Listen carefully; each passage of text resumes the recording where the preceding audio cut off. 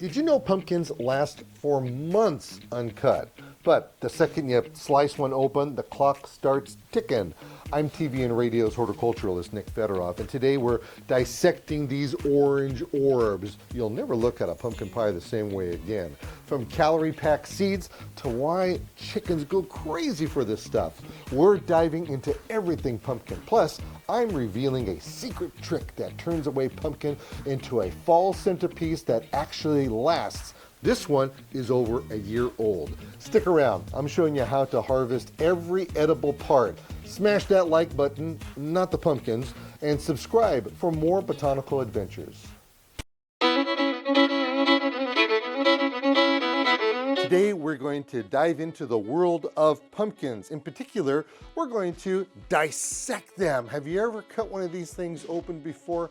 Oh my, you have to have a stomach for the smell of a pumpkin. They just don't smell that great, at least not for myself. You might enjoy it. Now, the interesting part about the pumpkin is that they can last for a very long time when not cut open. They'll last actually for months. In fact, these pumpkins I grew at the thingsgreen.com botanical gardens, and they are literally months old. And I wanted to share with you that you can keep them for a very long time, and we also want to see what's going on with them. Now, the word pumpkin comes from the Greek word of pepon, P-E-P-E-O-N, I think that's how you spell it, meaning a large melon, and that's what they kind of look like. And then it evolved into pompon, and then pompion, and then to the modern pumpkin. So now that you know where the word comes from, we have to understand that every part of the pumpkin is actually edible. Now we're talking the leaves, the roots, the plant, the shell of this thing, the insides, the seeds, everything of this is edible.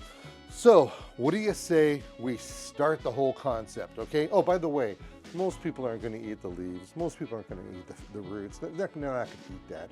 Normally, we just eat the pumpkin and we eat the seeds. And by the way, the seeds are really pretty cool because a pumpkin seed contains 151 calories per ounce. Now, the meat inside that we're going to get, well, that's a little bit different. That's only 49 calories per ounce.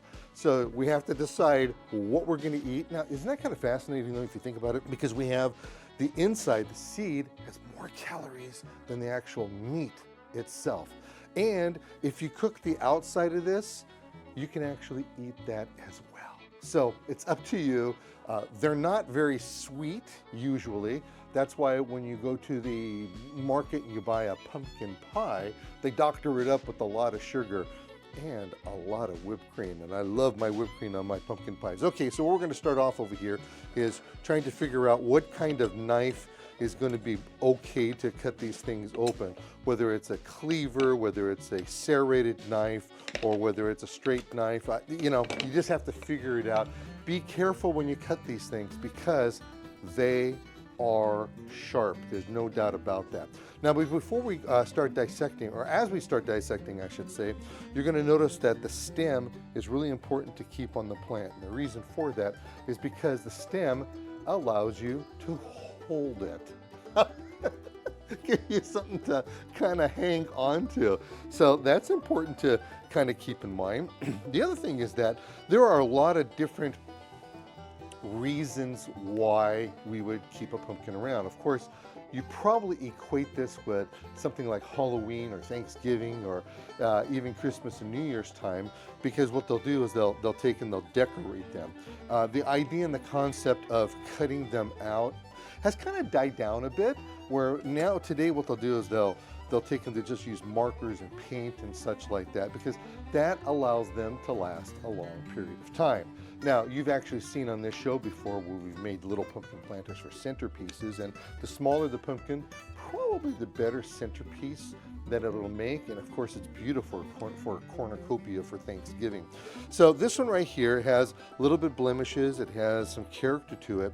And what I want to show you right now is this. This is actually kind of cool. We're going to take and we're going to just cut the top off on this particular one. Now, here we want to take and just, okay, is that knife going to work? I don't know. Man, we're making a lot of racket, aren't we? Let's try this one. This one cuts better. This is a little bit of a serrated knife. So we're going to cut this like this. Oops. Might be not a bad idea to take a marker and then take and mark it around. Now, a pumpkin on the inside, like I said, it's pretty gross stuff. It does not smell super, super nice. But the insides usually come out pretty easily. In fact, what I'm going to do here is put this in water. We're going to show you what we're going to do with this later. Now, this is kind of a fun thing you could do with your kids. And once again, we come in here. This is really, it's gross. Now, you don't have to clean out the pumpkin for what I'm going to show you right now. You can leave it alone. Now, the second that you start opening up a pumpkin like this, it is going to get bacteria inside, and that bacteria is going to begin to rot the pumpkin out. Now, it doesn't happen right away, so you don't have to worry about that. It slowly works its way into the pumpkin to where it'll begin to rot out. Now, you could wash this out, get all the seeds out, and I'm going to show you what we're going to do with the seeds a little bit later, what we could do with them. Then what you could do is you can actually make a planter out of this. Now, you can put soil inside of here, put a plant in, and this will last for about 3 weeks or so. And then it'll start rotting out, it'll get really juicy and kind of yucky. Or what you could do is just get yourself a small pot like this, and you could put this inside, and there you have it. Is that too cool or what? So that's our spider plant pumpkin. You could put flowers in there. It's really pretty when that happens. You can put marigolds and such. Now this right here, this spider plant, this is ripe for propagating, by the way.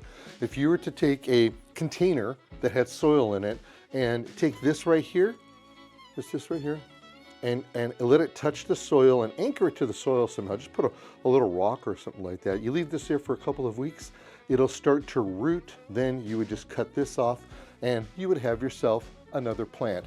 One of the easiest plants to grow. It's a great beginner plant, and according to NASA, this is also a plant that just gives a lot of oxygen. So you want to have 1 6-inch plant for every 100 square feet of space that you have in your house, because it will give you oxygen, and better than that, or I should say in addition to that, what it'll do is that it'll help clean up everything in the house. It'll clean up all of the toxins that you have in there. So remember that right there. Okay, now if you don't have to get rid of this, what we're going to do, look at how neat that is.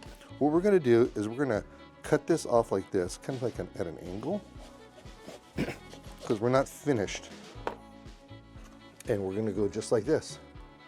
And we put it alongside this, and how beautiful is that? Oh, absolutely love that. Okay, so this doesn't help us when we come to the process of dissecting them. So there's a couple of things that I use pumpkins for. Well, I use them for the seeds, and we're going to pick this one right now because I think it's kind of cool. We use them for the seeds, and I use them to feed my chickens. When you have chickens, this right here is like caviar to them. And we want to give the whole pumpkin. Now, for chickens, you just don't throw the whole thing inside the pen and let them chew at it. You can actually do little designs for the chickens. If you were to scar up, the front like this, it makes little holes. They know that there's little holes in there. Then they'll take and they'll create a design. If you wanted to, you could actually make a jack-o'-lantern kind of look out of it or some kind of design, scar it up within that design that you've done, and then they'll go and they'll peck away at it. And then before you know it, they'll peck away at the whole thing. But remember, the second they start pecking on it, it's going to end up rotting on us. So we've got to be careful. So I like to take these and cut them up in rounds for the birds, and I like to cut them up for rounds because it's going to be easier to harvest the meat out of this as well. So we're going to take and just cut this up here. And again, I implore you to get a very sharp knife. If you got kids helping you with this, make sure you're around to help with them because you just don't want them to get hurt. So we're going to cut these up in rounds.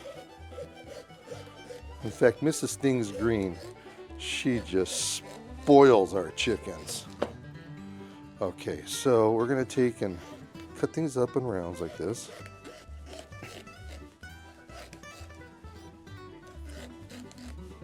And the essence and the scent that's coming off of this is ridiculous. It's pretty pungent. They will eat this whole thing up, the chickens do. And then I'll take them just like this and I'll throw them to the birds. Now, for our purposes here, we're going to be harvesting all this and we're going to clean off all of this yuckiness, which is actually goodness. You want to cut off that stringy stuff. And like we did over here a little bit earlier, we're going to save these seeds. So, let's do another one here real quick.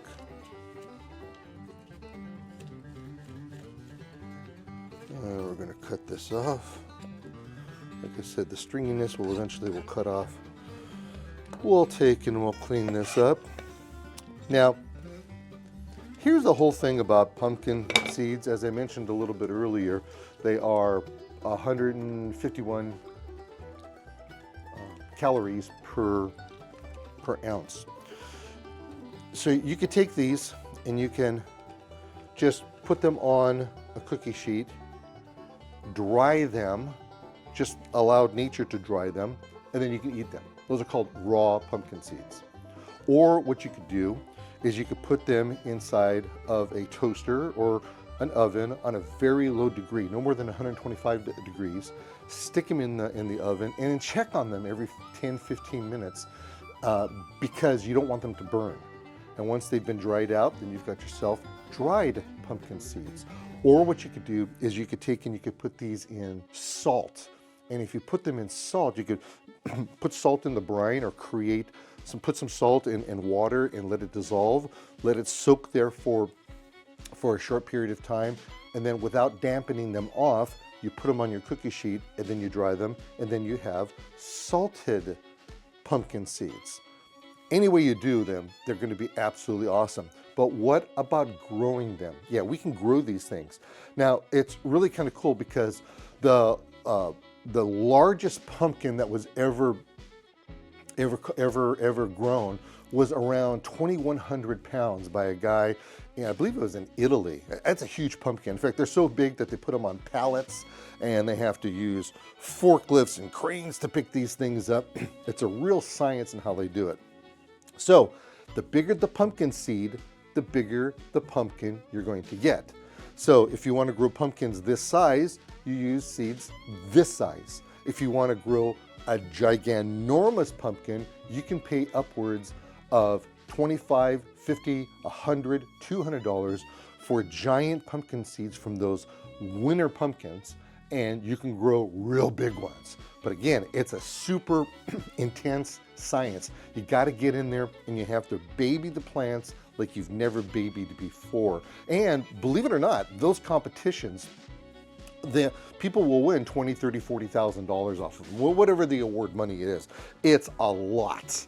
So that's something to think about too. If you want to try something fun, just do a Google search for, or some kind of online search for pumpkin competitions in your area, and that's how you can do it. A lot of fairs, by the way, they'll do this kind of stuff. I've been to our local fairs where they've taken and they'll take the giant tomato, the giant pumpkin, the giant squash, the giant eggplant, the giant whatever, and you can do that. All right, so what we've done over here is I've got to pick up my mess now. We've dried these out. Oh, by the way, how to plant these things? What you're going to do is you're going to build a mound that is around 1 foot in diameter, about 4 to 6 inches tall. You're going to put 5 to 6 seeds in a circle around them, not touching, of course. You bury them as deep as the seed is, about 1 inch.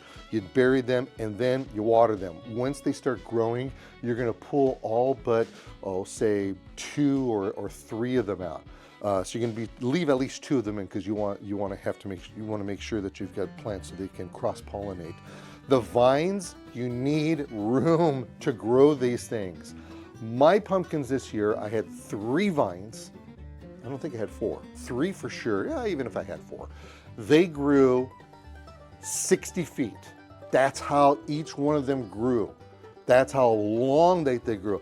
I harvested out of those 3 vines probably 30 or 40 pumpkins. I mean, there was a lot. I gave pumpkins away to everybody. And like I said, if you keep them in a cool area, you can keep them for months. It's really, really cool. All right, now what we're gonna do is that we're gonna take and cut these up in small pieces. And the reason why we're gonna do this is because, did you know that pumpkins are like 90% water? Yeah. So what you'll wanna do is cut off all this stringy stuff because it's stringy.